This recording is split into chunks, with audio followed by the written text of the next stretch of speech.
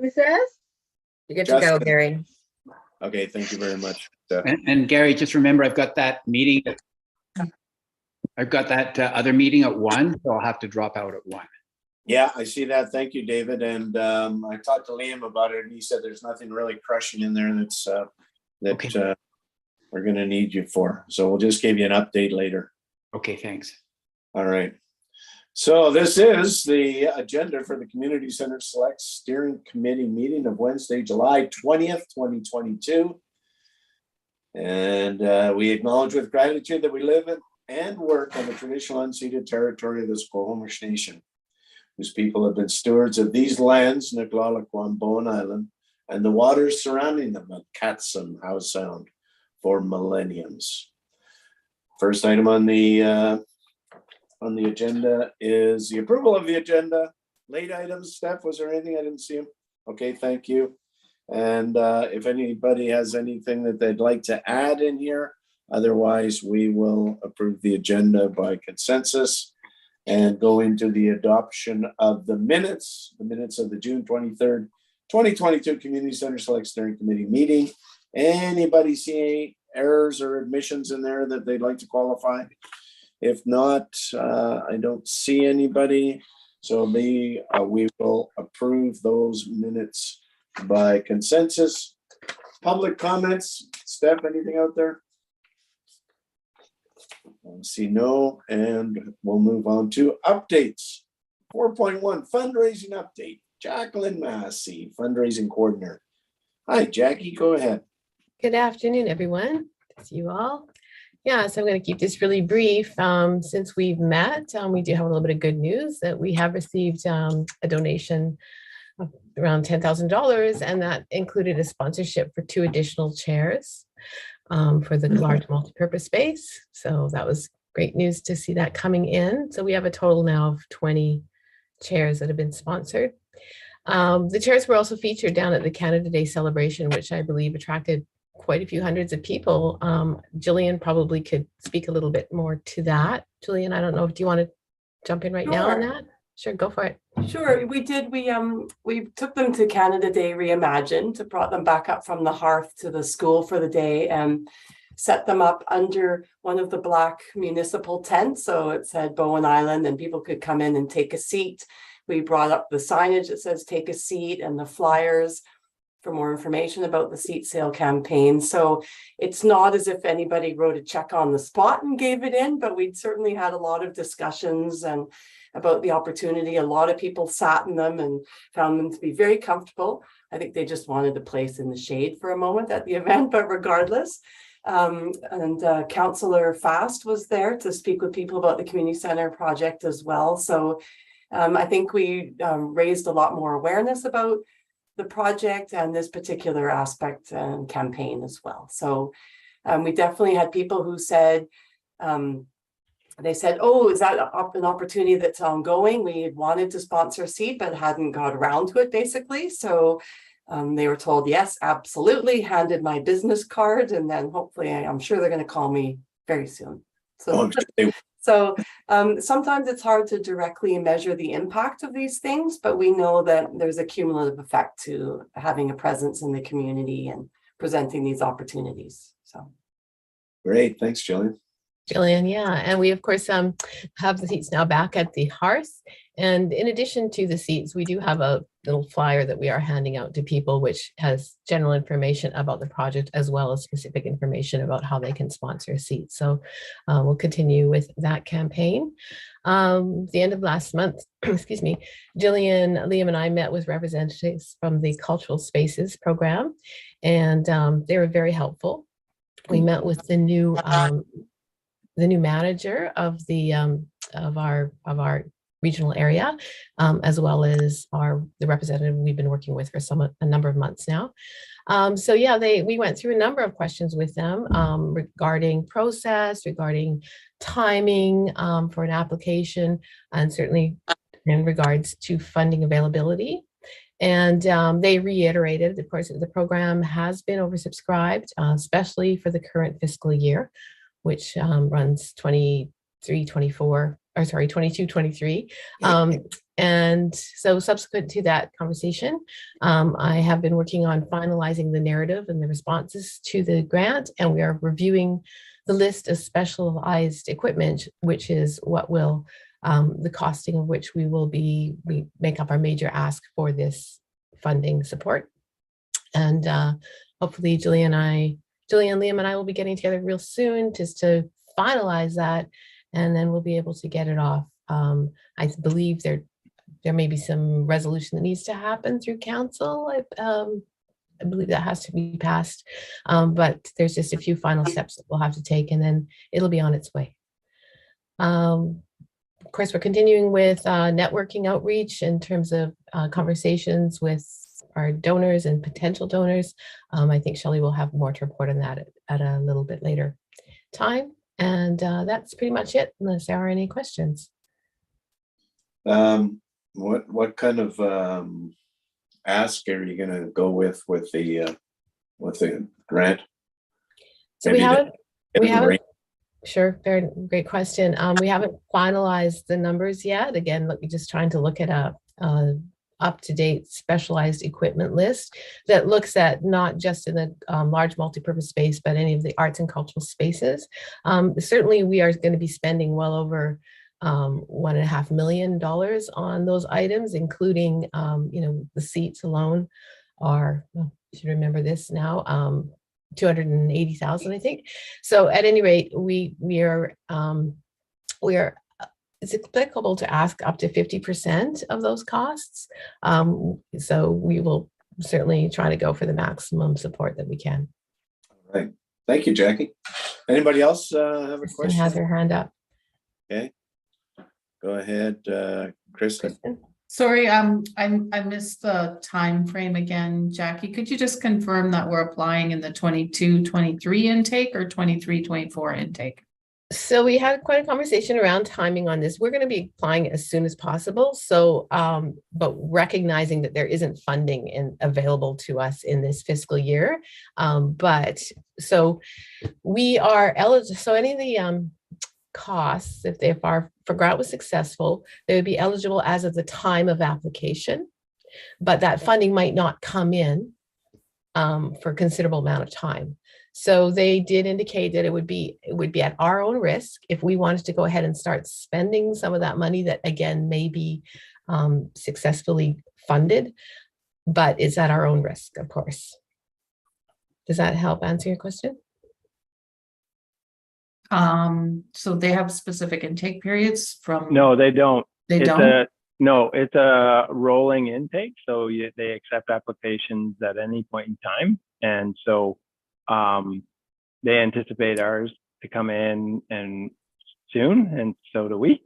And but what they have been clear about is that their budget doesn't allow for any additional cash flow in this fiscal, like in their fiscal, which ends March 31st, 2023.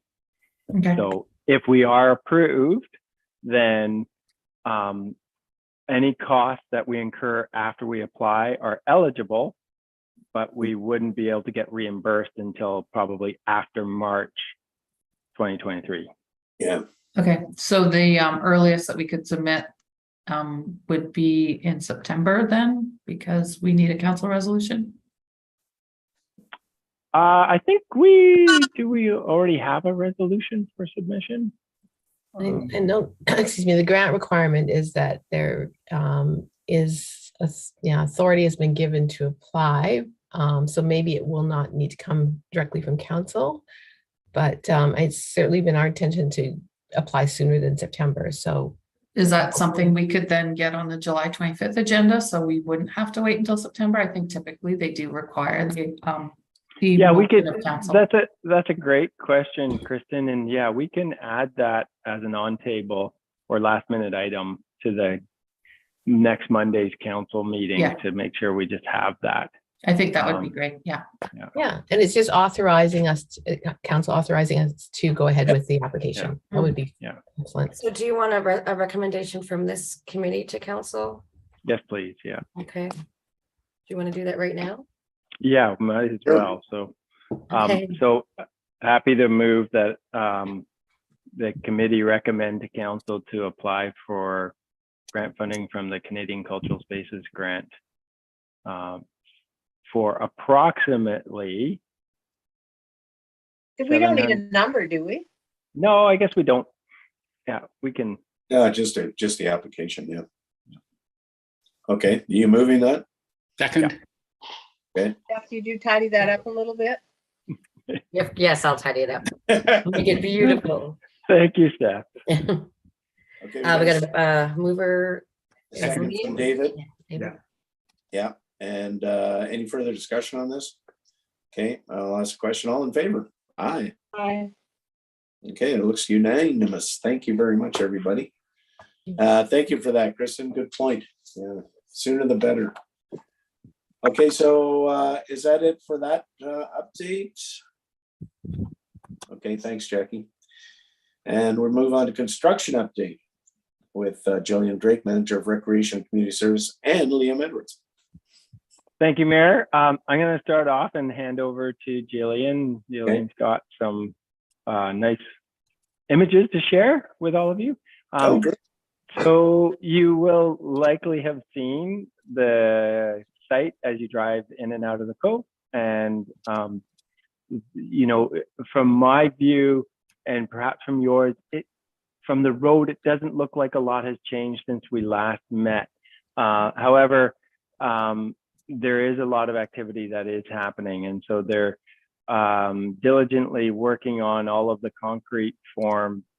So most of the footings have been poured, but now they're trying to get the concrete walls in place. So there's on the large majority of the facility, it's really just knee-high walls, which will then create the ability to build off of those walls, the actual structure itself. The large multi-purpose room is the largest of the concrete walls, and that they're a little more complex in nature. And so you'll see that the outer wall is partially poured, and there's a ton of steel being put into that wall right now to be able to carry the suspended slab that wall will support, as well as the large roof structure that goes on top of that multi-purpose room. And so that there's quite a crew now working on that forming and trying to get ready for all the concrete that will follow. That will actually take a bit of time. So we don't anticipate the concrete slab for the large multi-purpose room to be poured until September. The other slabs and concrete work will be poured before then, but that floating suspended slab will be the last big pour. And really need to get that done in September before the weather turns. Yeah. And once those floors are done and the slabs are done, then we move into the exciting phase of the project where we start to see the building structure going up. And so that'll be really neat. There is still a fair bit of civil work that's happening on site too, around electrical, water, sewer, that type of thing. And we did also receive from the constructor an updated full project schedule, and we noted that the current substantial completion date has been pushed out by 1 month to August 24th.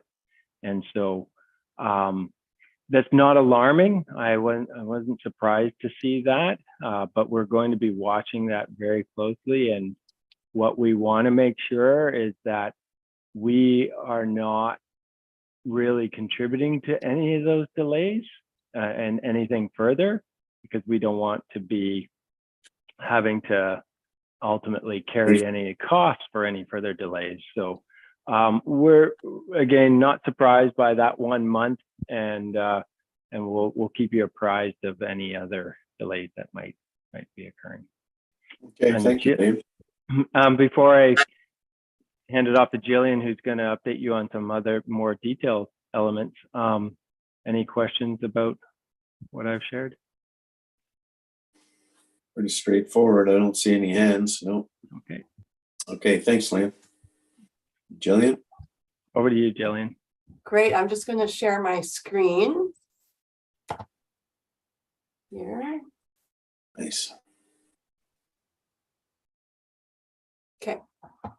Just wanted to tell you a little bit about one of the decisions that's been made as a result of the value engineering process, and talk a little bit about one of the upcoming decisions. And, you know, there's always a few little challenges or unexpected situations that arise. So I'd like to talk about one of those. So the first one is just about the exterior cladding of the building. So throughout the VE process, as we were trying to look at different ways of reducing costs, a decision was made to move away from the cedar shingles that you can see in this image. So we decided to go with the hardy board product as an alternative because it was a decrease in price, and it also actually was much higher rating for fire smart. It gives us a greater resistance with fire. So I'm just showing you this image to show you what we were moving away from.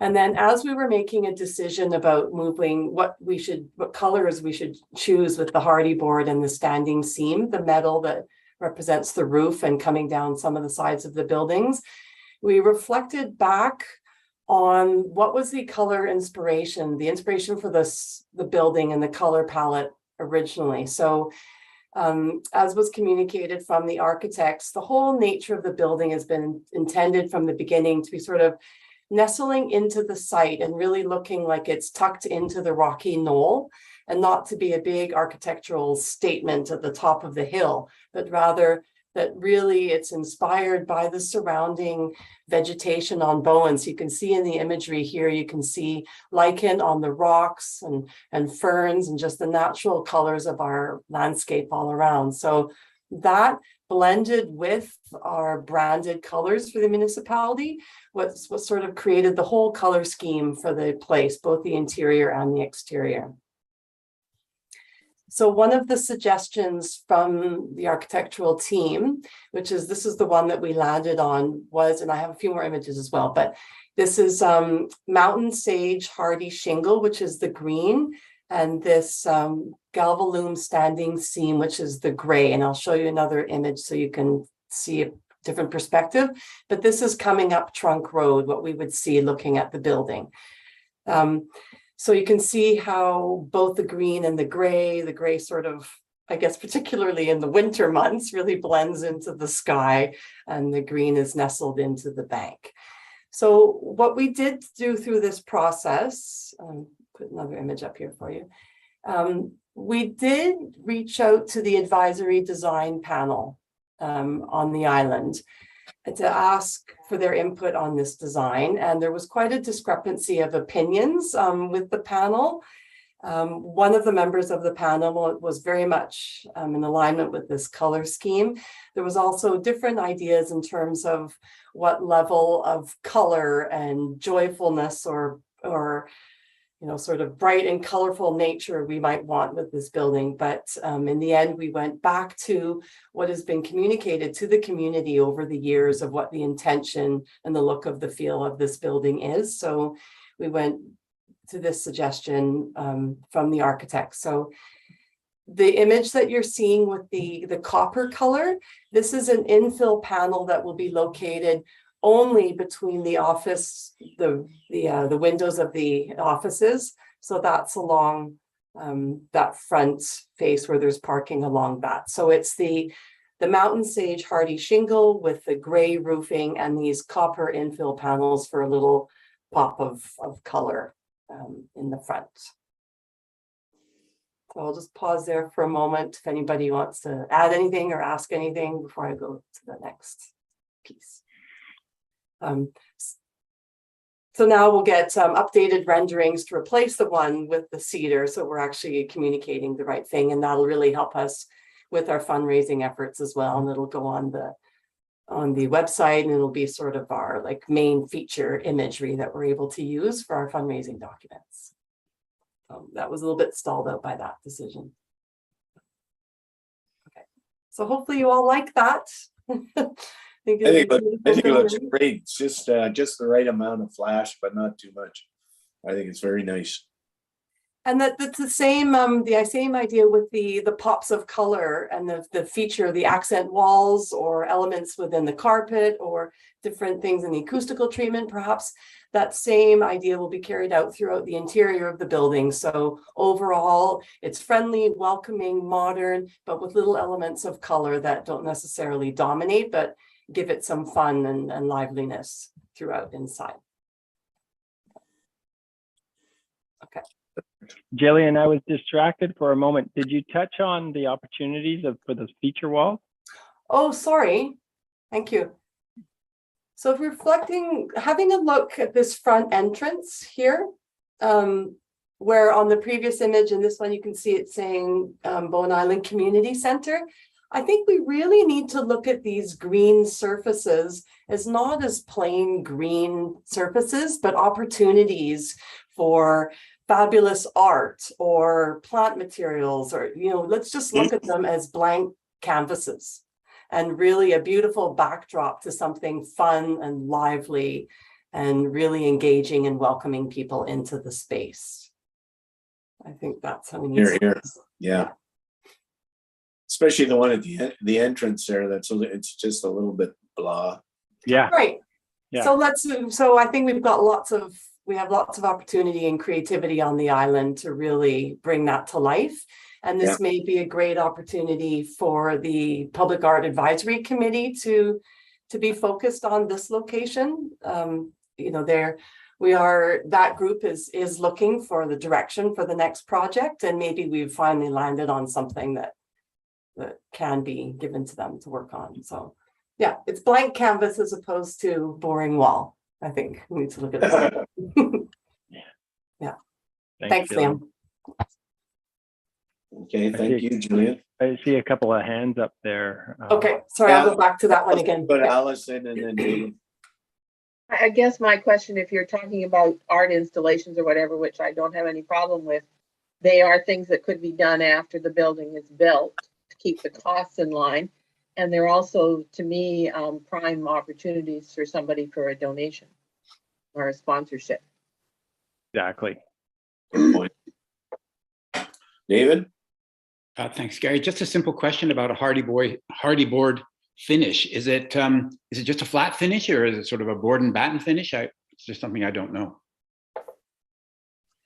Oh, my understanding is that it would look like shingles. Like what? Sorry. Like shingles. Oh, okay. I think it's similar to that building in where Starbucks and everything is in Horseshoe Bay. Those shingles that are on the side, there aren't shingles. Great. Yeah. Okay. Thanks. That handles it. Yeah. Okay. Anybody else? All right. Well, thank you very much. Okay. And we'll move on to new business. Is there any other Well, business? we still have another slide or two. Oh, you here. do? Okay, Yeah, sorry. sorry. Yeah, I see that. Yeah. The pesky this is- trees. Pardon me? The pesky trees. Oh, right. Well, this is one of the aspects of the construction that we're sort of having to look at as we go along, how we might manage this. So we're questioning the longevity of the trees. The one you can see with the yellow ribbon above it. And I'm sorry, I don't have a great shot here to show you precisely what we're looking at, but in the picture, Simon and Emily are standing in the corner on the southeast corner of the fitness studio. So they're right inside the studio looking out. Well, they're not looking out, they're looking at each other, but imagine they're looking out through a window that looks out at that bank. So just also for context, this is the northern part of the building. So the northern part of the site on the far end from Trunk Road. Yeah. So behind where Simon is standing, that wall right there, that represents the wall leading into the courtyard from that space. So the health and longevity and strength of these trees is compromised. There's no doubt about that, because of the excavation and because of the additional required work to treat this embankment. I don't know if you can see, but sort of about 3 feet up, you can see it's a darker line. So it's a transition from this more stable surface below to a structurally unstable, more soil-like surface. So that has to be sort of feathered back at an angle that is safe and stable. And Sam, clearly jump in if I'm not using the right terminology here, and that's fine.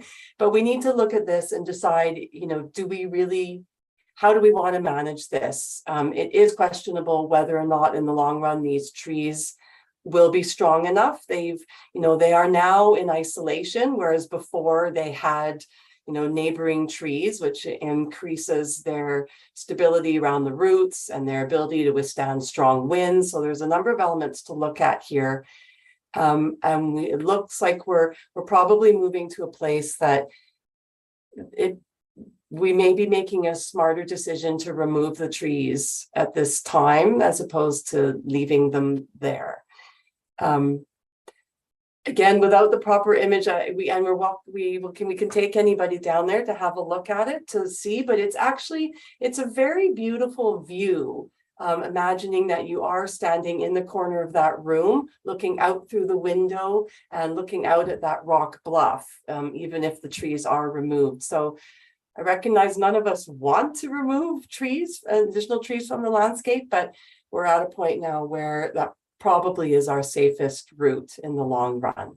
And I think we can make it beautiful and attractive and build a nice pathway going back through there and a beautiful integration between this built landscape and out to that natural bluff. We're in a good opportunity for that. The rock actually lends itself very well for that transition. But so this is what we wanted to present this to you to have to talk about a little bit. And I could see Sam's unmuted, so go ahead, Sam. I just wanted to add some sort of context to the position in which the people in the photo are standing. They're standing at the underside of a foundation. They're not on the floor plate or on the floor of the recreation center room or about to jump on a spin bike where they're standing. That floor level will be up a couple feet above from where they're physically standing right now. So you're not actually eye to eye or below grade in terms of that slope. Thank you. All right, thanks, Sam. Anybody else have I love trees, but these ones just aren't going to work. There's a lot of shadowing that goes on and it's going to go on in the building anyway, but I think they are certainly going to be compromised there. They're not the healthiest trees to start with. We can always plant some more appropriate trees in that position. So I really don't have a problem with them being taken out. That's where I'm coming from. Anybody else? I agree. No Gary. problem. No problem. Yeah, thank you, David. So generally speaking, nobody has an issue with those. I think, and to see the picture there, I think it's those 3 trees with the ribbons on them. Would that be correct? Sorry, I should put it back. Sorry. They're pretty skinny little things, and they're not all that healthy. It's not limited to those. It may be there's one in the foreground on the left. There may be That doesn't have the tag on. Yeah, we're going to go back down there too with Carla Skuse is actually certified at being able to identify tree health, and so we're going to be going back down there. I don't think she has the arborist certification, but she has tree health certification. So, And the other thing is the close fire smart, yeah. to the roof like that, you're going to have tons of debris. The debris on the roof all the time and having to clean it off. We took a pickup truck full of stuff off our roof the other day. And fire smart also. Mm-hmm. Okay, is that conclusive enough for Gillian and Liam? Yes. Yeah. Okay, thank you. Do you want to do a vote or just, I can just do unanimous consent, agreed? I think unanimous consent, unless somebody has an issue with that. Nobody has an issue, so let's do it by unanimous consent. Okay. Thank you, Steph. Okay, so 5.2, is that it for other business, Liam or Gillian? Yes. Pretty much, thank you. So 5.2 is to move to a closed meeting. The recommendation is community center select. Steering committee move to a closed meeting pursuant to sections 90, section 1K of the community charter. And I will move that. Looking for a second. Thank you, Allison. All in favor? Aye. Can I just ask one thing before we leave this meeting? Absolutely. Jackie, you mentioned a little flyer that you had available to hand out to people. Could you put one in every counselor's box? Keep them up to date with what's going on, so somebody doesn't say, what's this all about? And they look blank. Yeah, it's a pretty abbreviated information sheet. It's a 5x7 double two-sided. Well, I still think it's a courtesy for council to know what's out there. Yeah, absolutely. If it would be helpful, we'd be very, very happy to share that for sure. Thank you. And get some to you guys for sure. All right, thanks, Jackie, for that. And thanks, Allison. Next meeting, we'll set, I think we'll TBD it after the closed if we want to do that. Otherwise, we'll send out a notice. And on that one, we will adjourn